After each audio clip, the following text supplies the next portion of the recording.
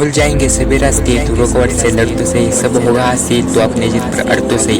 यह उन सभी छात्रों के लिए है जो विगत कई वर्षों से तैयारी कर रहे हैं पर आज तक सफलता उनका हाथ नहीं लगी है, और उन छात्रों के लिए भी है जो तैयारी शुरू करना चाहते हैं। असफलता के बहुत सारे पहलू होते हैं जिसमें आपकी तैयारी के कारण होते हैं और कुछ आपकी तैयारी करने के ढंग के कारण होते हैं। हम दोनों पर विचार करते हैं। पहला, संघ लोक सेवा आयोग। इस परीक्षा के माध्यम से कुशल प्रशासनिक अधिकारी बनना चाहते हैं तो परीक्षा का स्वरूप भी कुछ इसी प्रकार तैयार किया जाता है। परीक्षा में पूछे गए सारे प्रश्न कहीं न कहीं जानकर तो लगते हैं, इसके बारे में हम 2 से 4 लाइन से ज़्यादा नहीं लिख पाते क्योंकि हम खास के चक्कर में आंसू भूल जाते हैं और उन सारे पहलुओं को छोड़कर दिए जो परीक्षा की दृष्टि बहुत महत्वपूर्ण होते हैं। असफलता के कारण किताबों का भंडार बनता है क्योंकि इस परीक्षा का स्वरूप इतना विस्तृत है कि हम कुछ नया सीखने के लालच में एक ही विषय की कई लेखकों की किताबें पढ़ते हैं। बस असफलता की कहानी ऐसी शुरू हो जाती है क्योंकि हर लेखक अपनी किताब को कुछ नया स्वरूप देने के चक्कर में कुछ ऐसे पहलू भी शामिल कर देते हैं जो अन्य किताबों में भिन्न होते हैं। जब हम एक ही संदर्भ में 2 पहलुओं को देखते हैं तो हम भ्रमित हो जाते हैं। इसलिए मेरा आप सबसे विनम्र निवेदन है कि 10 लेखकों की किताब पढ़ने से बेहतर है कि आप एक ही किताब को 10 बार पढ़ें। अब बारी आपकी नकारात्मक सोच की। कभी कभी ऐसा होता है कि हमारी तैयारी तो पूरी हो जाती है पर नकारात्मक सोच के कारण परीक्षा भवन में जल्दबाजी कर जाते हैं और फिर पछताते भी है। और कहा गया ना कि तब पछताओ तो काल जब चिड़िया चुन गए खेत। तो आप सोच को पूरी तैयारी के दौरान सकारात्मक बनाए रखें।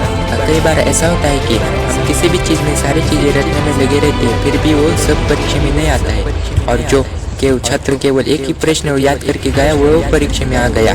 कोई किस्मत का खेल नहीं है बल्कि उस छात्र को प्रश्नों के ढंग के बारे में पूरा ज्ञान था तो उसने अपना समय और मेहनत कम दी। 5वां, अब बात आती है वैकल्पिक करियर की। लोगों की मान्यता है कि इस परीक्षा के साथ वो कोई वैकल्पिक करियर बनाए रखना चाहिए, पर मेरे हिसाब से एक मूर्खता है क्योंकि IAS भी इंसान ही बनाते हैं, कुछ अलग काम नहीं करते, बस उनके काम करने का तरीका अलग होता है। अगर कोई भी तैयारी करो या मरो वो सोच पर की जाए तो मानिए आप कभी असफल नहीं हो सकते। IAS में असफल होने का एक मुख्य कारण कोचिंग संस्थानें भी है।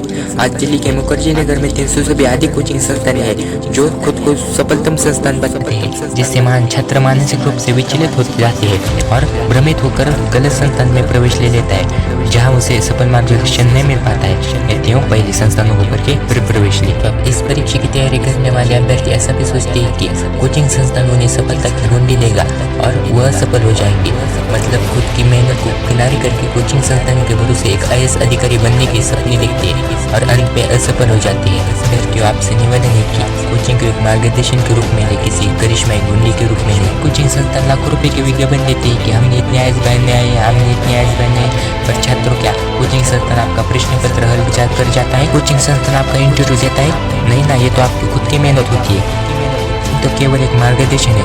ये तो इस तरह का दिखावा दिखाने वाले के कोचिंग संस्थानों से बचें। अक्सर हम सोचते हैं कि IAS में असफल होने वाले अभ्यर्थी हमारे सफल मार्गदर्शन बनेंगे, लेकिन ये सच नहीं है। मैंने अब तक 100 से भी ज़्यादा इंटरव्यू को पढ़ा है, उनमें से 70% अभ्यर्थी IAS चिन्ह की महान दीवार बताती है। उनका कहना होता है कि हमने IAS बनने के लिए 15 से 18 घंटे जागते पढ़ाई की, पर क्या ऐसे ही है? क्योंकि आप खुद सोचिए, जो 18 घंटे पढ़ेगा वो कब खाएगा, कब सोएगा, कब अपनी सारी दिनचर्या का सफल निर्वाह करेगा।